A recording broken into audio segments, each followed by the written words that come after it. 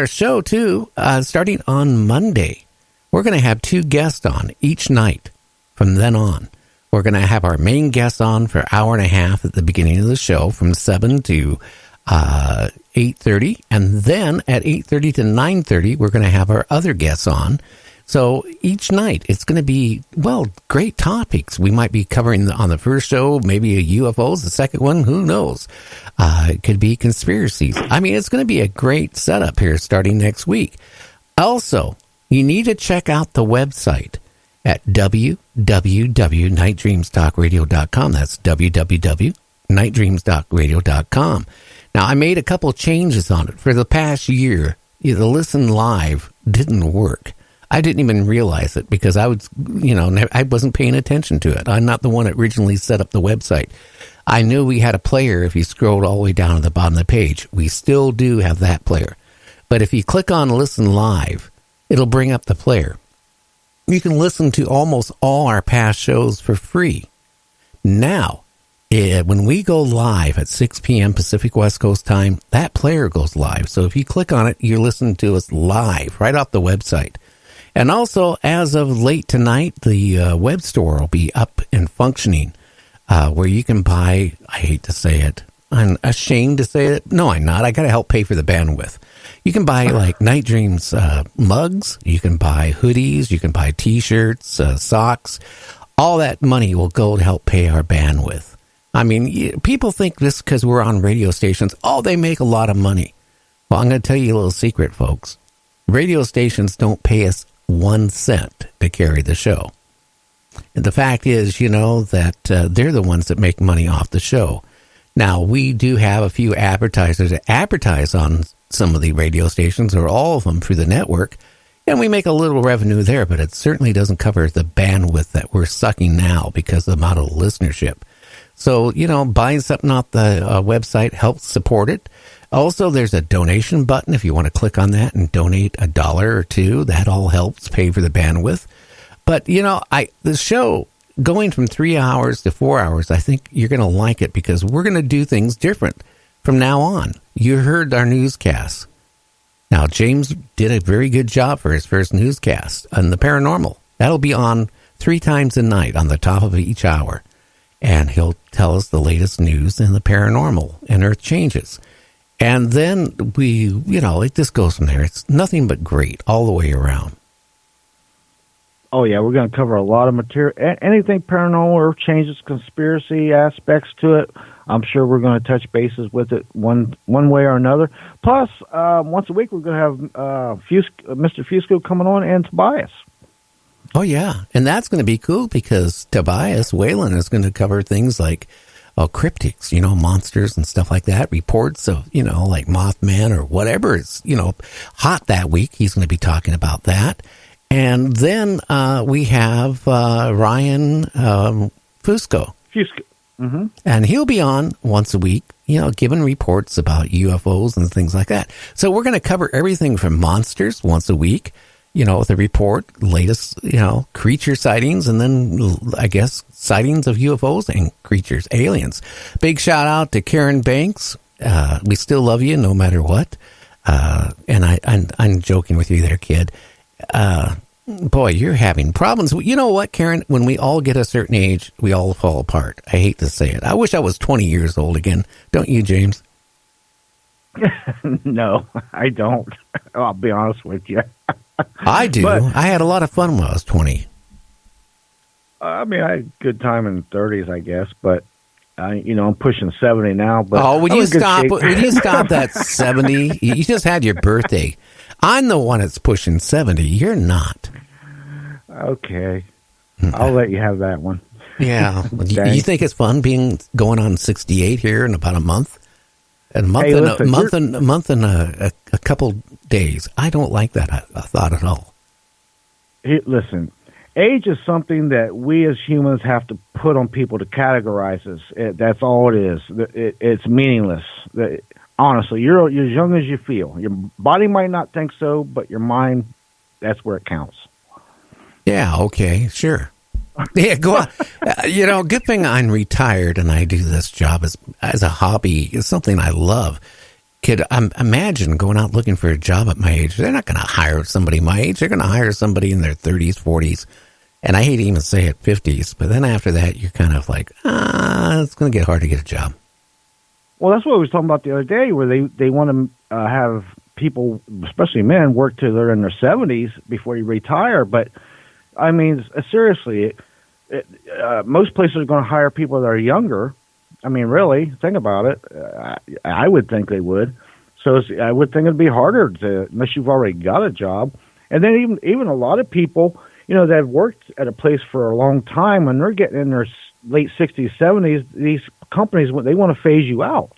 Yeah, because they're the premium for carrying insurance and everything on you. Like if you have health insurance, right? You pay a certain percentage, the employer pays a certain. And that means when you get older, that they're paying more, and yeah, I can see it. And let's face it, if you're working in a steel mill, I mean, could you handle the heavy workload at 70 years old? Yeah, I was just reading last night about it. They're going to change the law for basically now you can retire at 62 and you don't get your full pension. But under the new thing that they're figuring, because let's face it, by 2035. Social Security is going to go bankrupt, so they said. But the way they can push it out longer is by raising the age limits to retire. So they're going to raise it from 62 to 65 would be your minimum. And to get full Social Security, they're going to raise that to 70. Well, yeah, that helps them on two fronts, because one, it's longer, so they don't have to pay you till you're older. And number two, a lot of people, percentage-wise, are going to die before they collect that. So it's a win-win for them and a lose-lose for the average Joe. Oh, you're absolutely right. And that's the problem. They look at the average person, okay? A lot of them will pass away around from their late 60s to mid-70s. They're even saying that if you want to make 8% more, retire at 75. I mean, okay, so you retire at 75, and what are you going to enjoy? A few months, maybe a couple of years? It's ludicrous. It's scary to think about it. But you know what? I don't even know how people can live on Social Security. And, I have a friend, we were talking about this the other night after the show. The average person can't save money nowadays to put away for when they retire because the cost of everything is up so high. The house payments, the car payments, the car insurance, all this stuff. You buy groceries and buy clothes, and you go to the doctor and pay your doctor bills and whatever, is left over. You can't really save much. No, not at all. Even my poor mother, same example. I mean, she doesn't get near what she did when she worked. She hardly gets anything. And then out of that, she's got to pay what she gets. She's got to pay a percentage of her medicines and stuff. So if she was living on her own, she couldn't make it. So it really hurts the older generation, and what they do got saved, like you said before. God forbid if you get sick, because it'll suck you dry. Oh, you wouldn't believe it. I mean, simply. And then, what's really bad is the nursing homes, the way they're set up. If you end up, God forbid, into a nursing home, one of the things you have to do is sign your house away to them, because that's an asset. And the cost of living in a nursing home nowadays is so high. So again, and if you get ill, it can wipe out your whole life savings and you might live another 10 years. And how are you going to survive? It's really bad out there. Oh, these nursing homes, I got to tell you, some of them, I put it like this. If I did what they did, I would be probably brought up on a RICO charge or extortion or something, because it is outrageous. They charge crazy money per day.